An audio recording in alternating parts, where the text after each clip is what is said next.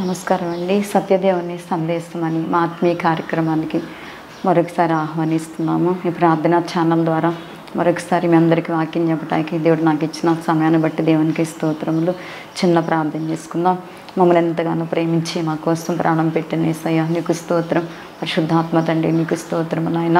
తండ్రి నీకు వందనాలు. దైవమా నీకు స్తోత్రం. పరలోక తండ్రి నీకు స్తోత్రం. పరలోక సింహాసన స్థిరుడైన మా తండ్రి నీకు స్తోత్రము నాయన. ఈ సమయం ముందు ప్రభా ఈ టీవీ ముందు ఎంతమంది అయితే ప్రభా మీ వాక్యం వినడానికి ఆసక్తి కలిగి ఉన్నారు ప్రభా, అట్టివారు అందరి ద్వారా మీరు మాట్లాడండి అయ్యా. అట్టివారు అందరికీ మీ వాక్యం అర్థమైనట్లు అందరితో మీరు మాట్లాడండి. నీ మాటను తండ్రి ప్రతి ఒక్కరికి కూడా తండ్రి వినగల చెవి గ్రంథి హృదయం ఇచ్చి నీ మాట నీ బిడ్డకి ఏ రీతిగా అందించేటటువంటి ఆత్మజ్ఞానము అయా ఆత్మదేవుని నడిపింపు నాకు ఇచ్చి నన్ను మీ చేతుల్లోకి అప్పగించుకున్నాను తండ్రి. నాయన మీ బిడ్డలకు నాకు కూడా మేలు కలిగించమని మీ చేతులకు అప్పగించుకుంటూ నిన్ను స్తుతించుకుంటూ మీరే మాట్లాడి మహిమ పొందమని యేసయ్య పరిశుద్ధ నామంలో ప్రార్థించి స్తుతించి అడిగి వేడుకొంచున్నాం పరమ తండ్రి. ఆమేన్. మత్తయి సువార్త అండి వాక్యం చదువుకుందాము. 6వ అధ్యాయము 16వ వచనం నుంచి చదువుతున్నాను. మీరు ఉపవాసము చేయనప్పుడు వేషధారులు వలె దుఃఖముఖులై ఉండకుడి. తాము ఉపవాసము చేయుచున్నట్టు మనుషులకు కనబడవలనని వారు తమ ముఖములను వికారము చేసుకుందరు. వారు తమ ఫలము పొంది ఉన్నారని నిశ్చయముగా మీతో చెప్పుచున్నాను. ఉపవాసము చేయుచున్నట్టు మనుషులకు కనబడవలనని కాక రహస్యమందున్న నీ తండ్రికి కనబడవలనని నీ ఉపవాసం చేయనప్పుడు నీ తల అంటుకొని నీ ముఖము కడుగుకొనము. అప్పుడు రహస్యమందు చూచున్న నీ తండ్రి నీకు ప్రతిఫలము ఇచ్చును. అలాగే 5వ వచనం కూడా చదువుతున్నానండి. మరియు మీరు ప్రార్థన చేయనప్పుడు వేషధారుల వలె ఉండవద్దు. మనుషులకు కనబడవలనని సమాజ మందిరములోను వీధుల మూలలోనూ నిలిచి ప్రార్థన చేయటం వారికి ఇష్టము. వారు తమ ఫలము పొంది ఉన్నారని నిశ్చయంగా మీతో చెప్పుచున్నాను. నీవు ప్రార్థన చేయనప్పుడు నీ గదిలోనికి వెళ్ళి తలుపు వేసి రహస్యమందున నీ తండ్రికి ప్రార్థన చేయము. అప్పుడు రహస్యమందు చూచు నీ తండ్రి నీకు ప్రతిఫలము ఇచ్చును. ప్రభు తన వాక్యం దించునుగాక. దేవుని యొక్క వాక్యం చెప్తా ఉందండి. మీరు ప్రార్థన చేయనప్పుడు, మీరు ఉపవాసం ఉన్నప్పుడు బహిరంగంగా చేయకుండా ఉండటం చాలా వరకు మంచిదని నేను అనుకుంటున్నాను. దేవుని సన్నిధిలో మనం మొరపెట్టేటప్పుడు వ్యక్తిగతంగా మనం ఒంటరిగా దేవుని సన్నిధిలో కూర్చొని ప్రార్థన చేయటం, మరి ముఖ్యంగా ఉపవాసం ఉన్నప్పుడు దేవుని యొక్క వాక్యం చెప్తుంది. ఏమని చెప్తా ఉందంటే నీ తల అంటుకొనము, నీ ముఖము కడుగుకొనము. ఇంకొకటి, మరియు మీరు ప్రార్థన చేయనప్పుడు వేషధారుల వలె ఉండవద్దు. మనుషులకు కనబడవలనని సమాజ మందిరములలో వీధుల మూలలో నిలిచి ప్రార్థన చేయటం వారికి ఇష్టము. వారు తమ ఫలం పొంది ఉన్నారని నిశ్చయంగా మీతో చెప్పుచున్నాను. నీవు ప్రార్థన చేయనప్పుడు నీ గదిలోనికి వెళ్ళి రహస్యమందున నీ తండ్రికి ప్రార్థన చేయము. ఇక్కడ వాక్యములో యేసయ్య మనకు చేస్తున్న హెచ్చరిక ఏంటంటే, మీరు ఉపవాసం చేయుచున్నట్టు మనుషులకు కనబడాలని చెప్పి చేయవద్దు అంటున్నాడు. మనమంట ఉపవాసం ఉండి ప్రార్థన చేసేటప్పుడు ఒకటి ఎక్కువ సమయం దేవుని సన్నిధిలో గడపటానికి మనం సిద్ధపరచుకోవాలి. ఉపవాసం ఉన్నప్పుడు మనం ఎక్కువ సమయం దేవుని సన్నిధిలో గడపకపోతే అది మనకు మేలు కలిగించదు. మనం ఉపవాసం ఉండి కూడా మన సొంత పనులకు ఎక్కువ ప్రాధాన్యత ఇస్తూ మన సొంత పనుల మీద అటు మనం పరిగెడుతూ ఉంటే అది మనకి ఎంత మాత్రం మేలు కలిగించదు. మీరు ఉపవాసం ఉన్నప్పుడు రహస్యమందు చూచి తండ్రికి మనము ప్రార్థన చేయాలంట. మరొక వాక్యం కూడా నేను చూపిస్తానండి. యెషయా గ్రంథము 58వ అధ్యాయము 3వ వచనం నుంచి, మేము ఉపవాసం ఉండగా నీవెందుకు చూడవు, మేము ఆ ప్రాణము ఆయాసపరుచుకొనగా నీవెందుకు లక్ష్య పెట్టవు అని అందరు. మీ ఉపవాస దినం మీరు మీ వ్యాపారము చేదురు, మీ పనివారి చేత కఠినమైన సేవ చేయించుదురు. మీరు కలహపడుచు వివాదము చేయుచు అన్యాయంగా గుద్దులాడుచు ఉపవాసం అందరు. మీ కంఠధ్వని పరమను వినబడినట్లు మీరు ఇప్పుడు ఉపవాసం ఉండరు. అట్టి ఉపవాసము నాకు అనుకూలమా? మేము ఉపవాసం ఉన్నప్పుడు నీవెందుకు చూడవు అని మనం అంటామంట. మనము దేవుణ్ణి కలిగి జీవించే వారమైతే మన జీవితంలో మన కష్టమైన పరిస్థితులు ఎదురైనప్పుడు, మనం రక్షించబడి బాప్తీసం తీసుకున్నప్పుడు వారానికి ఒక్కరోజు ఖచ్చితంగా మనం ఉపవాసం ప్రార్థన చేసుకోవడం చాలా మంచిది. ఇంకా 2 రోజులుండి ఉపవాసం చేసుకోగలిగితే ఇంకా మంచిది. ప్రతి నెలలో ఖచ్చితంగా 1వ తారీఖు నాడు ఖచ్చితంగా ఉపవాసం ప్రార్థన చేసుకోవటం మనకి చాలా మంచిది. ఎందుకంటే మనం ఈ లోకంలో ఉన్నాము. ఈ లోకంలో ఉండగా మనము దేవుని సన్నిధిలో కొన్ని దినాలు ప్రత్యేకంగా గడపాలండి. ఎందుకు గడపాలంటే మన మానవులం, మనకి ఈ లోకములో అన్ని అవసరాలు కలిగి ఉన్నాము. దేవుడు మన అన్ని అవసరాలు తీరుస్తాడు. కానీ మనము తగ్గించుకొని ఉపవాసం ఉండి ప్రార్థన చేస్తూ ఉంటే అది దేవునికి మహిమ, మన ఆత్మీయ జీవితానికి కూడా చాలా మంచిది. మేము ఉపవాసం ఉన్నప్పుడు నీవెందుకు చూడవు? ఉపవాసం ఉన్నప్పుడు మొదటిగా దేవుని సన్నిధిలో ప్రత్యేకంగా కూర్చోవాలండి. దేవుని సన్నిధిలో ప్రత్యేకంగా కూర్చొని కనీసము మనకి సమయం ఉంటే ఒక 2-3 కీర్తనలు పాడుకొని దేవుని స్తుతించుకోవడం మనకు మంచిది. ఉపవాసం ఉన్నప్పుడు కనీసము ఒక 3-4 అధ్యాయాలు, మనకి ఇంకా మనసు ఉంటే 7 అధ్యాయాలు వాక్యం చదువుకొని మనము కనీసము ఒక 4-5 గంటలు అనే సన్నిధిలోంచి లేవకుండా ప్రార్థన చేసుకోగలగాలి. 1 గంట ప్రత్యేకంగా సమయం తీసుకుని అచ్చంగా దేవుని స్తుతించుకొని మనకి లోకములో ఎంత కఠినమైన పరిస్థితి ఉన్నప్పటికీ కూడా ఆ సమయం ఆయన సన్నిధిలో మనకు గడపాలి. ఉపవాసం ఉన్నప్పుడు మనం వ్యాపారం చేసుకుంటూ బిజీగా ఉండకూడదు, మనం పనులు చేసుకుంటూ బిజీగా ఉండకూడదు. ఉపవాసం ఉన్నప్పుడు అన్నీ పక్కన పెట్టేసి, ఎందుకంటే అన్నీ తినడం మానేసి కూర్చున్నాము, దేవుడు మేలు చేయాలని కూర్చున్నాము. అది మన విశ్వాసాన్ని కాపాడుకోవటం, మెరుగుపరుచుకోవడం కోసం కావచ్చు, మన బిడ్డల చదువు నిమిత్తం కావచ్చు, మన వ్యాపారాల కోసం కావచ్చు, మన కుటుంబంలో ఉన్న అనేక సమస్యల కోసం కావచ్చు, మనకి ఎదురయ్యే అనేక పోరాటాల జయము కోసం కావచ్చు. మనం ప్రార్థన చేయనప్పుడు మనం ఒంటరిగా కూర్చొని, ఏకాంతంగా కూర్చొని దేవుణ్ణి కొంతసేపు స్తుతించి, ఆయన నామాన్ని, ఆయన ఘనమైన నామాన్ని స్తుతించి ఆయన సన్నిధిలో వేడుకుంటూ ఈ లోక సంబంధమైన వ్యాపారాలు, ఈ లోక పనులు పక్కన పెట్టేస్తే ప్రశాంతంగా స్థితిలో కూర్చొని ఏ కష్టము గుండా మనం వెళుతున్నాం దేవుని సన్నిధిలో వివరించుకుంటూ, అయ్యా నా జీవితకాలం అంతా కూడా నేను నీ నుండి తప్పిపోకుండా తొలిపోకుండా నిలబెట్టు ప్రభువా అని చెప్పి మనలో మనం ఆయనకి అప్పగించుకుంటూ, మన జీవితంలో మనం ఏ కఠిన పరిస్థితి గుండా వెళుతున్నామో అది ఆయన పాదాల దగ్గర పెట్టి, ప్రభువా నాకున్న ఈ భయంకర కష్టం నుంచి నన్ను విడిపించవా ప్రభువా, మనకు రుణబాధలు ఉంటే రుణబాధల నుంచి విడిపించవా ప్రభువా, మన కుటుంబంలో వ్యాధులుతున్న వాళ్ళు ఉంటే ఆ వ్యాధుల నుంచి విడిపించి స్వస్థపరచవా ప్రభువా. మనమండి కొంత సమయం తీసుకోవాలి, దేవుని సన్నిధిలో కొంత సమయం కేటాయించుకొని ఆ ఉపవాసం ఉన్న దినాన ప్రత్యేకంగా ఆయన సన్నిధిలో కూర్చొని మన బాధనంతా కూడా ఆయనకి చెప్పుకోవాలి, మన కష్టం అంతా కూడా ఆయనకి చెప్పుకోవాలి. ఆయన మన బాధ కష్టం అన్నీ ఆయనకి తెలుసు. అయితే ఎందుకు చెప్పుకోవాలి? ఉపవాసం ఉండి ఆయన సన్నిధిలో రహస్యంగా కూర్చొని మన జీవితంలో ఉన్నటువంటి ప్రతిదీ కూడా ఆయనకి చెప్పుకుంటూ, ప్రభువా ఈ సమస్యలన్నిటి నన్ను విడిపించి నన్ను బలపరచువా తండ్రి, నాకు అవిశ్వాసం లేకుండా నిలబెట్టవా ప్రభువా, నన్ను దినదినము నీలో నూతన పరచువా అని చెప్పేసి మన దేవుని అడుక్కోవాలండి. ఉపవాసం ఉన్నప్పుడు మనం ఎంత ప్రార్థన చేసుకుంటే మనకు అంత మంచిది. నేను ఇక్కడ ఒక సాక్ష్యం చెప్పని ఆశపడుతున్నాను. మా పరిచర్యలో ప్రతి బుధవారం మాకు ఉపవాస ప్రార్థన జరుగుతుంది. ఉదయం 8 నుంచి ప్రారంభిస్తాం, సాయంత్రం దాదాపు 4:30 వరకు కూడా ఈ ప్రార్థన కొనసాగుతూ ఉంటుంది. ఉదయకాలం దాదాపు 8:30కి ప్రారంభించిన ప్రార్థన సాయంకాలం వరకు కూడా మేము దేవుని సన్నిధిలో కూర్చుంటాం. నేను చేయకుండా మీకు చెప్తే ప్రయోజనం ఏముంది చెప్పండి?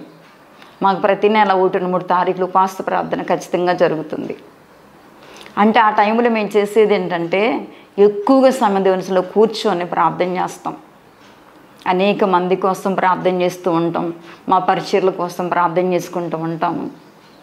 ముఖ్యంగా బుధవారం నాడు 7 గంటలు, సాధ్యమైతే 7 గంటలు కూడా నా మటుకు నేను అనే సందులో కూర్చొని ఎక్కువగా దేవునికి ప్రార్థన, విజ్ఞాపనలు, దేవుని స్తుతించుకుంటూ ఈ లోకంలో, ఎందుకంటే లోకమంతా కూడా సాతాను వశంలో ఉంది, మనల్ని మనం భద్రం చేసుకోవడానికి ఉపవాస ప్రార్థన మనకు చాలా మంచిదండి. ఒకటి, మన ఉపవాసం ఉండడం ద్వారా మనకి మంచి ఆరోగ్యం కూడా ఉంటుంది. ఉపవాసం ఉండడం ద్వారా ఎవరు అనారోగ్యం పాలుకారు. మనం ఉపవాసం ఉండి కూసేపు 10 నిమిషాలు ప్రార్థన చేసేసి బయటికి వెళ్ళిపోయి మళ్ళీ వచ్చి అలా కాదండి, దేవుని సన్నిధిలో ఖచ్చితంగా కూర్చోవాలి. ఆయన సన్నిధిలో మోకరించి మనము ఏ కఠినమైన పరిస్థితి గుండా వెళుతున్నామో, ఏ కఠినమైన బాధ అనుభవిస్తున్నామో, ఏ శోధన మనం వెంటాడుతూ ఉందో దాన్ని జయించాలంటే మనం ప్రార్థన చేయటానికి మనము నిర్లక్ష్యం చేసేసి వారికి ఇరికి ఫోన్ చేసి అయ్యా మేము పరిస్థితుల్లో ఉన్నాం, మాకు ప్రార్థన చేయండి అని చేయించుకుంటాం. మంచిదే. మనం కష్టంలో ఉన్నప్పుడు, సమస్యలో ఉన్నప్పుడు, బాధల్లో ఉన్నప్పుడు మనం వాళ్ళని వెండి ప్రార్థించడం చాలా మంచిది. అయితే వీటన్నిటికంటే మంచిది ఏంటంటే మనము వ్యక్తిగతంగా యేసయ్య సన్నిధిలో కూర్చోవాలి. ఆయన సన్నిధిలో కూర్చొని మన ప్రతి సమస్యను గురించి ఆయనకి విన్నవించుకోవాలి. మొట్టమొదటి మర్చిపోకూడదు, అయ్యా నేను నా జీవితకాలం అంతా కూడా నీలో తప్పిపోని తొలగిపోని జీవితం నాకు ఇవ్వు అని చెప్పేసి అడుక్కుంటూ మొదలుపెట్టి మీరు ఏ కష్టం గుండా వెళుతున్నారు, ఏ బాధ గుండా వెళుతున్నారు, ఒంటరిగా కూర్చొని మరి దేవుని సన్నిధిలో మనం కూర్చున్నప్పుడు అండి ఆత్మదేవుడు మనల్ని నడిపిస్తాడు. ఆయన మనలోకి వచ్చి మనము కాసేపు చేసి చేయలేక మరి మనకు సరిగా నడిపింపు రావట్నప్పుడు మన బలహీనతను, మన అవిధేయతను చూసి ఆయన మనలోకి వచ్చి మనలో ఉన్నటువంటి ప్రతి బలహీనతను, ప్రతి అవిధేయతను ఆయన సరి చేస్తూ ఉంటాడండి. ఉపవాస ప్రార్థనలో కూర్చున్నప్పుడు ఆత్మదేవుడు చెప్పని శక్యం కానీ మూలుగుల ప్రార్థనతో మనం ఏ బాధ గుండా వెళుతున్నామో దాని మీద మనకు జయం వచ్చినట్లుగా, ఆ బాధ ఏంటి, ఆ కష్టం ఏంటి, ఆ సమస్య ఏంటి మనము తీర్చబడి జయం పొందుకున్నట్లుగా ఆయన మనలోకి వచ్చి విజ్ఞాపన చేపిస్తాడండి. మనం రోమాపత్రిక 8వ అధ్యాయం చూస్తే 20వ వచనంలో అక్కడ ఆత్మదేవుని నడిపింపు గురించి మనకు చెప్పబడుతూ ఉంటుంది. కాబట్టి మనం ఉపవాసం ఉన్నప్పుడండి ఓ గంట సేపు ఒక అధ్యాయం 2 అధ్యాయాల వాక్యం చదువుకొని ఒక అరగంట ప్రార్థన చేసుకుని వెళ్ళిపోయి మన పనులను చేసుకున్నది ఉపవాస ప్రార్థన అవదండి. ఉదయం నుంచి సాయంత్రం ఏమీ తినకున్నట్టు మన ప్రాణం నీరసించిపోతుంది. మనం ఉపవాసం ఉన్నప్పుడు ఉదయం మొదలుకొని ఆ రోజు మన పనులన్నీ పక్కన పెట్టేసుకోవాలండి. అది ఎంత ముఖ్యమైన పనులైనప్పటికీ పక్కన పెట్టేసుకొని ఆయన సన్నిధిలో మనం కూర్చోవాలి. మనం ఒంటరిగా చేసుకోవడానికి అలవాటు పడితే అది ఇంకా మంచిది. ఒంటరిగా కాకుండా సంఘములో కూర్చుంటే మనము చేసేవారు ప్రక్క నుండి మనం ఏకీవిస్తూ ఉంటే మన ఆత్మ అండి ఉజ్జింపబడుతూ ఉంటుంది. మన ఆత్మ చక్కగా దేవుని సన్నిధిలో వృద్ధి పొందుకుంటూ ఉంటుంది అన్నమాట. అందుకనే మీరు ఉపవాసం ఉండనప్పుడు మీరు మీ వ్యాపారాలు చేసుకుంటున్నారు, నేను ఎలా వింటాను? మీరు ఉపవాసం ఉన్నప్పుడు కలహపడుతున్నారు. ఉపవాసం ఉన్నప్పుడు మొదటిగా మనలో ఉన్న అవిధేయతలను ఒప్పుకోవాలి. అయ్యా నాకు విపరీతమైన కోపం, ఈ కోపం నుంచి నన్ను విడిపించు. ఎదుటివారు మరి ఎదుగుతుంటే చూడాలి, అసూయ నాలో ఉంది ప్రభా, పాపం నుంచి నన్ను విడిపించు. ఉపవాసం ఎందుకు ఉండాలంటే మనము జయించలేని పాపాలు ఉంటాయి మనలో. కోపం ఉంటుంది, అసూయ ఉంటుంది, ద్వేషం ఉంటుంది, కలహం ఉంటుంది, వైర స్వభావంతో నిండి ఉంటాం. అయ్యా ఇవన్నీ నాలో నుంచి తీసివేయ ప్రభు అని చెప్పి దేవుడిని అడగాలి. ఉపవాసం ఉన్నప్పుడు మొదటిగా మనలను మనము కడుక్కుని, మీకు అర్థమయ్యేటట్టుగా చెప్తాను. ఒక బకెట్ నీళ్లు తీసుకొని వస్తామండి, మన ఇల్లంతా దుమ్ముతో ఉంది అంటే ఆ నీళ్ళను పెట్టి ఏం చేస్తాం, ఇల్లు కడుక్కొస్తాం. నీళ్ళు చాలు, మళ్ళీ బకెట్ తెస్తాం, చాలు మళ్ళీ తెస్తాం అంటే మళ్ళా తెచ్చి ఇల్లంతా శుభ్రం కనీసం ఒక 10 బకెట్లు నిండు మనము ఖర్చు పెడతాం. అలాగే దేవుని సన్నిధికి వచ్చినప్పుడు నువ్వు ఎంత వాక్యము చదువుకుంటే వాక్యం నిన్నంత శుభ్రం చేస్తూ ఉంటుంది. ఎవరైనా వాక్యం వింటాము, వాక్యం వినడం ద్వారా, వాక్యం చదవడం ద్వారా మనలను వాక్యం ఏం చేస్తుంది, శుభ్రం చేస్తూ ఉంటుంది. అంటే నువ్వు దేవుని సన్నిధిలో కూర్చున్నప్పుడు కొంత సమయం వాక్యము చదువుకొని ప్రార్థన చేసుకునేటప్పుడు మొదటిగా మనలో మనం సరి చేసుకోవాలి. మనము సరి చేసుకోవాలి. మనము సరి చేసుకోకుండా మన అంతరంగం శుభ్రంగా లేకుండా, ఒక ఇల్లు శుభ్రంగా లేకపోతే నీళ్లు పెట్టి ఎలా ఇల్లంతా కడుక్కుంటామో వాక్యముతో మన హృదయాన్ని కడుక్కోవాలి, మన తలంపులు కడుక్కోవాలి, మన ఆలోచనలు కడుక్కో. ఇక్కడ ఆయన అంటున్నాడు, నువ్వు వెళ్ళి నువ్వు ఉపవాసం ఉండినప్పుడు నీ తల అంటుకో. అంటే పాపము మొదటికి ముఖ్య కేంద్రం తల.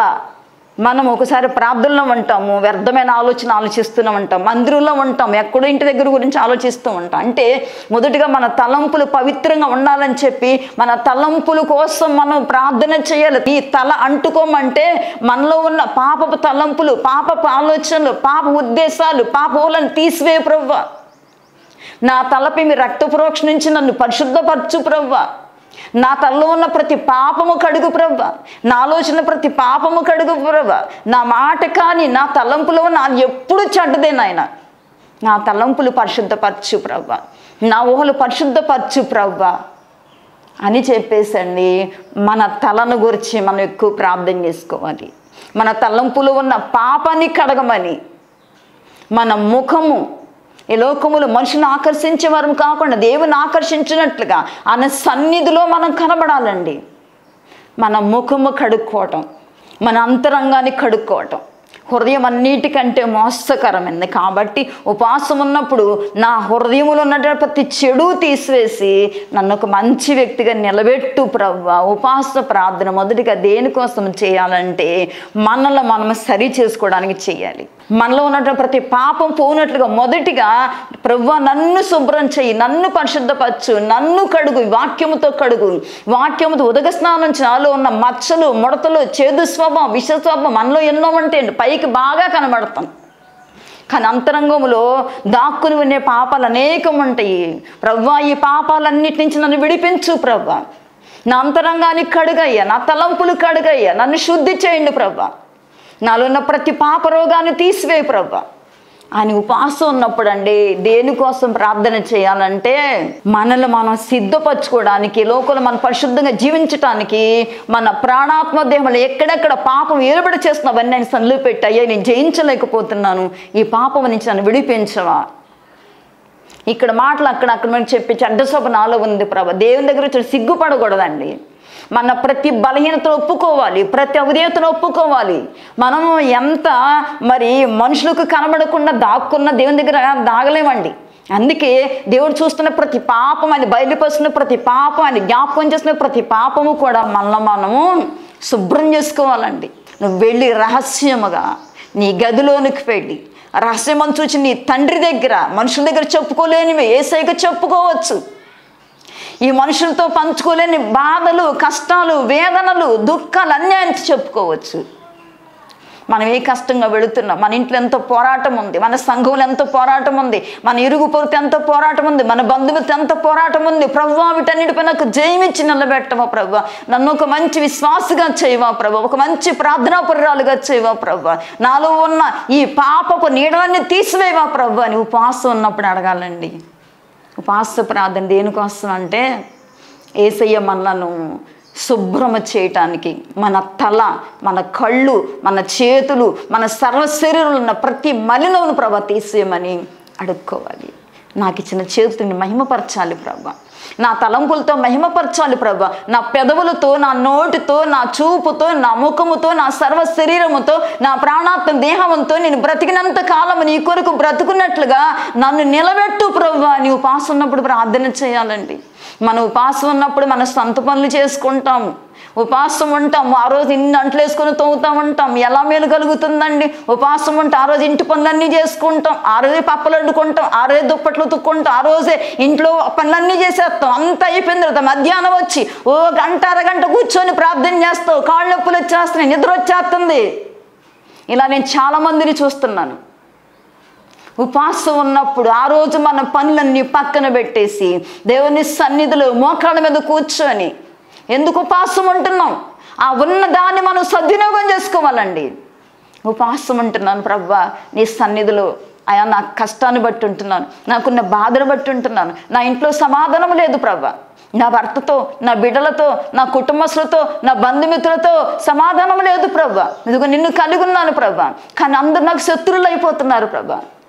ఈ శత్రువులందరూ సమాధానం ఇవ్వ ప్రభు. ప్రతి దానికి నేను చెప్పాలంటే ప్రార్థన ఒకటే పరిష్కారం అండి. ఎందుకంటే ఆయన మన దేవుడు, మనం ఆయనతో ఎంత సహవాసం కలిగి ఉంటామో, ఆయన పాదాల దగ్గర ఎంతసేపు కూర్చొని ఆయనతో ముచ్చడించుకోగలుగుతాం, మన బాధంతా చెప్పుకుంటూ ఉంటాము. మన ప్రతి పరిస్థితిని మార్చి జవాబిచ్చి మన చేపట్టి లేవనెత్తి నడిపించేది ఆయనండి. కాబట్టి మన ప్రతి కష్టమును, మన ప్రతి బాధను మన తండ్రికి చెప్పుకోవాలి, మన దేవునికి చెప్పుకోవాలి. ఎవరికో చెప్పుకుంటే అమ్మ నేను పలానా వాడికి చెప్పాను, వాడు ఏదో నాకు చిన్న ప్రార్థన చేస్తున్నారు, అలా ఎందుకు బాధపడాలి? ప్రార్థన చేస్తాను నీకు ఇచ్చినప్పుడు నువ్వే దేవుని దగ్గర మోకరించి అడుకోవచ్చు కదా, పొందుకోవచ్చు కదా. ఎవరి వైపు, ఏ సాకుల వైపు, ఏ విశ్వాసుల వైపు ఎందుకు చూడాలి? దేవుని వైపు చూడాలి. ప్రతి సమయమందు చూడాలి. ముఖ్యంగా ఉపవాసం ఉన్నప్పుడు వ్యాపారాలు కాదు చేసుకునేది, పనులు కాదు చేసుకునేది, అవన్నీ పక్కన పెట్టేసేయాలి. ఉపవాసం ఉన్నప్పుడు నీ దేవుడు చూస్తున్నాడు. ఆయన సన్నిధిలో మోకరిల్లి ఆయన సన్నిధికి నీ ప్రార్థన, నా ప్రార్థన చేరినట్లుగా మనము దేవుని సన్నిధిలో దుఃఖపడాలి. పరమునకు పిలువబడిన వారు, ఏర్పరచబడిన వారు పరలోకానికి వెళ్ళాలి అని అంటే మన ప్రార్థనలో పశ్చాత్తాపం లేకుండా, మనకు కన్నీరు లేకుండా, ఏకాంత ప్రార్థన లేకుండా, ఉపాస ప్రార్థన లేకుండా, దిద్దుబాటు ప్రార్థన లేకుండా మనము రూపాంతరం చెందలేమండి. పరలోకానికి అర్హులమని చెప్పుకోవడానికి మనకున్న అర్హత ఏంటంటే మనము కనీసము వారమునకు ఒక్కసారైనా 2 సార్లైనా మనము ఖచ్చితంగా ఉపవాసం ఉండి ప్రార్థన చేయాలి. ఉపవాసం ప్రార్థన చేసుకుంటే మన కుటుంబానికి మేలండి. మన కుటుంబం మీద అనేకమంది కీడులు దాడి చేయవచ్చు. దుష్టుడు అనేక రూపాల్లో మన కుటుంబం మీద మరి దాడి చేయవచ్చు. మన పిల్లల మీద, మనకున్న వ్యాపారాల మీద, మన భవిష్యత్తుల మీద, మనకున్న విశ్వాస జీవితం మీద, మరి ముఖ్యంగా మనం పరలోక సంబంధులుగా బ్రతకకుండా మనం ఈ లోక సంబంధులుగా మారిపోయేటట్టుగా లోకంలో కలపడానికి విశ్వ ప్రయత్నం చేస్తూ ఉంటాడు. కాబట్టి ఎవరి వైపు చూడాలండి? మనం ఉపవాసం ఉన్నప్పుడు ప్రత్యేకమైన సందులో కూర్చోవాలి. నాకు ఒక గొప్ప దైవజనురాలు తెలుసు. ప్రస్తుతానికి ఆమె లేరు, యేసయ్య దగ్గరికి వెళ్ళిపోయారు. ఒకరోజు ఆమె ప్రార్థన చేస్తూ ఉంటే ఆమె పక్కన నేను కూర్చున్నాను. ఆయన చెప్పారమ్మా, నేను ప్రార్థన చేస్తున్నాను సేపు మీరు ఏకీవించండి అన్నారు. అలాగేనమ్మా అన్నాను. ఆమె అండి రాత్రి కనీసము 11ంటికి ప్రార్థన మొదలుపెట్టారు. 3-4 వరకు చేస్తూనే ఉన్నారు. రాత్రిపూట, పగలు కాదు అది, ఉపవాసం ఉండి మోకాళ్ళ మీద ఉండి ప్రార్థన చేస్తూ ఉంటే నేను ఆశ్చర్యపోయాను. ఎక్కడెక్కడో ప్రతి పల్లెలు, ప్రతి గ్రామము, ప్రతి పట్టణము, ప్రతి రాష్ట్రము, దేశము గురించి, దేశ నాయకుల గురించి, రాష్ట్ర నాయకుల గురించి, మరి పల్లెల్లో గ్రామాల్లో ప్రతి ఒక్క వ్యక్తిని గురించి ఆమె ప్రార్థన చేస్తూ గుండెలో బాదుకుంటూ ఏడుస్తుంది. అయ్యో వాళ్ళు నశించిపోతున్నారయ్యా, నశించిపోతున్నారు, వాళ్ళకి రక్షణవయ్యా, వాళ్ళని విడిపించయ్యా, వాళ్ళ పాపాల నుంచి విడిపించు, వాళ్ళ దోషాల నుంచి విడిపించు ప్రభు అని బహురోదన చేస్తూ ఉన్నారు. ఆమె అంత ప్రార్థన చేస్తూ ఉంటే, ఆమెతో పక్కన ఏకీవిస్తుంటే నాకు భయం వేసిపోయింది. ఇంత ప్రార్థన చేయాలా? ఆమె చేస్తూనే ఉన్నారు, అలసట లేదు. గంటలు గంటలు గంటలు చేస్తూనే ఉన్నారు. కానీ ఈ రోజునండి అన్ని గంటలు ప్రార్థన చేసే ప్రార్థనా పరులు చాలా తక్కువైపోతున్నారు. ఉన్నారు కానీ చాలా తక్కువైపోతుంది. ఆ తల్లి చేసిన ప్రార్థన ఒక్కరోజు కాదండి, ఎన్నోసార్లు ఆమెతో నేను ఏకీవించాం. నాకు చాలా ఆశ్చర్యం వేసింది. ఎంత ప్రార్థన చేసేదంటే ఆ తల్లి భూమి మీద అంత ప్రార్థన చేసేవాడు యేసయ్య పెట్టాడు. మనం అంత ప్రార్థన చేయలేకపోయినా మన కుటుంబంలో ఉన్నటువంటి మార్పు కోసం అండి మన ఉపవాసం ఉన్నప్పుడు మన ప్రార్థనను ఏం చేయాలంటే దాన్ని తగ్గించకూడదు. ఉపవాసం ఉన్నప్పుడు మన పనులన్నీ పక్కన పెట్టుకోవాలి. ఏదన్నా ప్రయాణం ఉందండి, ఫంక్షన్ ఉందండి, అన్నీ మానుకొని వెళతాం. కానీ ప్రార్థన అంటే ఏంటో అన్నీ చేసుకుంటూ కూర్చుంటాం. అది చాలా తప్పు. ఆశీర్వాదాన్ని అక్కడ పోగొట్టుకుంటున్నాం. అక్కడ మనం చేయాల్సింది ఏమిటంటే, ప్రభువా నేను ఉపవాసం ఉన్నాను, ఈరోజు ఎన్ని గంటలు సందులో ప్రార్థన చేసుకుని నాకు క్షేమము, అన్ని గంటలు ప్రార్థించుకుని అనుభవం నాకు ఇవ్వండి, ఆత్మదేవు నడిపింపు నాకు ఇవ్వండి మనం అడగాలండి. ఆ రోజు ఉపవాసం ఉన్నప్పుడు మన సొంత పనులే చేసుకుంటే ఏమే ప్రయోజనము? ఆయన సందులో మోకరించి కొద్దిసేపు ఆయన స్తుతించాలి, ఆయన కీర్తించాలి, కొన్ని అధ్యాయాలు వాక్యము చదువుకోవాలి. ఆయన సన్నిధిలో మన ప్రతి సమస్య పెట్టి ప్రార్థన చేయాలి. మన ప్రతి కష్టము మన మీదకి వచ్చే సాతాను దాన్ని జ్ఞాపకం చేసుకుని నాకు ప్రతి విషయంలో జయము కావాలని అడగాలి. ప్రభా నీ లోకంలో జీవించినంత కాలం ప్రభా ఎదుగో నేను దుష్టుని జయించాలి, లోకమును జయించాలి. ఎందుకంటే లోకంతా శరీరాశ, నేత్రాశ, జీవడం దాన్ని జయించుకుంటూ వెళ్ళాలి. మనం జయించిన వాడికి పరదేశంలో ఉన్న జీవవృక్ష ఫలాలు భుజింపనిస్తాను యేసయ్య చెప్తున్నాడు కదా. జయించిన వాని పేరే జీవం రాస్తాను యేసయ్య చెప్తున్నాడు కదా. జయించిన వాడే మరి పరలోకములో ఒక స్తంభముగా ఉంటాడని చెప్తున్నాడు కదా. అంటే మనం అంటే లోకంలో నేను రక్షించబడిన వారి కోసం ఈ వాక్యం చెప్తున్నా. ఈరోజు రక్షించబడిన వారు కూడా చాలా నిర్లక్ష్యంగా ఉంటున్నారు, అజాగ్రత్తగా ఉంటున్నారు, ఒక్కోసారి సోమరిపోతులు అయిపోతున్నారు, ఒకసారి ఎంతో నిర్లక్ష్యం కనబరుస్తున్నారు. ఎక్కడ నుంచి భక్తుల నిర్లక్ష్యం ఉండకూడదండి. మనం శాతానికి సమయం ఇవ్వకూడదండి. ముఖ్య ఉపవాసం ఉన్నప్పుడు మనం ఎక్కువ సమయం ప్రార్థన చేసుకోవాలండి. ఎంత ప్రార్థన చేసుకుంటాం మనకి, మన కుటుంబానికి అంత క్షేమం అండి, మన బిడ్డలకి అంత క్షేమం అండి, మనకి దేవుడు చెప్పే ప్రతి జీవులకి అంత క్షేమం అండి. అంతేకాదండి, మన నమ్మకంగా ఉంటే మన నమ్మకస్తులను తన చేతులు ఒక సాధనముగా చేసుకొని దేవుడు మనలను తన మహిమార్థమే వాడుకోవటానికి ఇష్టపడుతూ ఉంటాడు. మనలను మరి ఆయన ఇష్టపడుతున్నాడు, మనల్ని ప్రేమిస్తున్నాడు. మన కోసమే కదా పరలోకం విడిచి లోకానికి వచ్చి ప్రాణం పెట్టింది, మన కోసమే కదా రక్తము కార్చింది, మన కోసమే కదా భారమైన శిలను మోసింది. ఈరోజు ఆయన మరలా శ్రమ పొందటానికి రావట్లేదు, కానీ మనలను సిద్ధపరచుకొని తీసుకుని వెళ్ళడానికి యేసే రాబోతున్నాడు. రాబోతున్న యేసయ్యకు మనము సమర్పించుకోవాలండి. మనం ముఖ్యంగా ఉపవాసం ఉన్నప్పుడు అనే సంధిలో కూర్చొని మన సమస్త బలహీనతలు, ఎన్ని విషయాలు బలహీనగా ఉన్నాము, ఎన్ని విషయాలు అబద్ధాలు ఆడుతున్నాము, ఎన్ని విషయాలు మోసం చేస్తున్నాము, మనలో ఎంత ధనాశ ఉందో, మనకెంత దురాశ ఉందో, ఇంకా ఎన్ని శరీరాలు నిలబడి చేస్తున్నాయో, ప్రభువా ఈ పాపములన్నీ నన్ను విడిపించి నన్ను కడుగయ్యా, నన్ను పరిశుద్ధపరచు ప్రభువా, నన్ను నిలబెట్టయ్యా, నాకు బలమిచ్చి నాకు శక్తినిచ్చి నన్ను నిలబెట్టమని మనం యేసుని అడుక్కోవాలండి. మనం ఉపవాసం ఉన్నప్పుడు మన సొంత పనులు చేసుకోవద్దని యేసే అంట్లా, కానీ ఉపవాసం అన్న రోజు అవన్నీ పక్కన పెట్టి కనీసం కొన్ని గంటలు అసలు గడపగలిగితేనండి అది మనకు ఆశీర్వాదం, మనకి క్షేమము, మనకి భద్రత అనమాట. ఎందుకు అంటే ఆయన అన్నాడు, రహస్యమందు చూచు నీ తండ్రి దగ్గరికి మనం అసలు మోకరిల్లినప్పుడు, మనం మొరపెట్టుకుంటున్నప్పుడు మరి ఎవ్వరికీ చెప్పుకోలేని విషయానికి చెప్పుకోవచ్చండి. ఏ స్నేహితుడు పంచుకొని విషయాలు, ఏ తల్లితో తండ్రితో ఎవరికి చెప్పుకొని బాధలు, భర్తతో బిడ్డలు చెప్పుకొని బాధలు యేసయ్యతో చెప్పుకోవచ్చండి. ఆయన అండి ఎవరికి చెప్పుకొని ఏమీ చేయలేరు, కానీ యేసయ్య మన పక్షంగా మన విరోధులకు దూరం చేస్తాడు, మన సమస్యలపై జయమిస్తాడు, మన కష్టాల నుంచి విడిపిస్తాడు. అడుగు వాటికంటే ఊహించేవాడి కంటే అధికమైన మేలు చేసే దేవుడు మన దేవుడు. ఇంత గొప్ప దేవుడు మనం కలిగి ఉన్నాం కదా. ఈ గొప్ప దేవుడిని మనము దినదినమూ కూడా మరి స్తుతించేవారు ఉండాలి కదా. అన్నసలు మోకరిల్లినప్పుడు మనకి ఏమి కావాలో, మన మోకరిల్లినప్పుడు మనకేం అక్కరగా ఉన్నాయో, మనం మోకరించినప్పుడు మనకేం అసలు ఉన్నాయో, ఈ లోకములు మనం పరిచర్య చేస్తామంటే మన పరిచర్య బలపడినట్లుగా, మనం అనేక ఆత్మలు సంపాదించుకునే వారిగా అనేక మందికి సాక్ష్యం ఇచ్చినట్టుగా మనం సిద్ధపరచుకోవాలండి. మన వాక్యం ప్రకటించే వారమైతే అవన్నీ నిలబడినప్పటికి ఎవరు మీరు మాట్లాడండి అని చెప్పి మనల్ని మనం ఆయనకి అప్పగించుకోవాలండి. మీరు మాట్లాడండి అని చెప్పి ఆయనకు అప్పగించుకోవాలి. ఉపవాసం ఉన్నప్పుడు మనం ఎంత శ్రద్ధతో ప్రార్థన చేసుకుంటే, ఎంత ఎక్కువ సమస్యలు గడిపితే అంత మంచిదండి. అదే మనకు దీవెన కలిగిస్తుందండి, అదే మనం నడిపిస్తూ ఉంటుందండి. మన చుట్టుకున్న మరి ఎన్ని సాతాను కుట్రలైనా దేవుడు తొలిగిపెట్టేట్టుగా చేస్తాడు, ఎన్ని సాతాను వేసే బాణాల నుంచి విడిపిస్తాడు, లోక సంబంధమైనటువంటి ప్రతి కీడు నుంచి, ప్రతి ఉపద్రవం నుంచి దేవుడు విడిపిస్తాడు. ఒక్క మాటలో చెప్పాలంటే సకలమైన కీడు ఉపద్రవం దావీదుని విడిపించినట్టు యేసయ్య మిమ్మల్ని నన్ను కూడా విడిపిస్తాడు. ఎందుకంటే ఆయన న్యాయస్తుడు కాదు. దేవుడిని ప్రేమించే వారికి అనగానే సంకల్పం చొప్పున పిలువబడే దేవుడు మేలు చేయడానికి సమస్తము సమకూరుస్తాడండి. మన సంధిలోకి వచ్చినప్పుడు అడుగు వాటికంటే ఊహించు వాటికంటే అధికమైన మేలు చేస్తాడండి యేసయ్య మనకు. అటువంటి ఆశీర్వాదం యేసయ్య మనకు దయచేయనుగాక. ఆమేన్. వందనాలండి.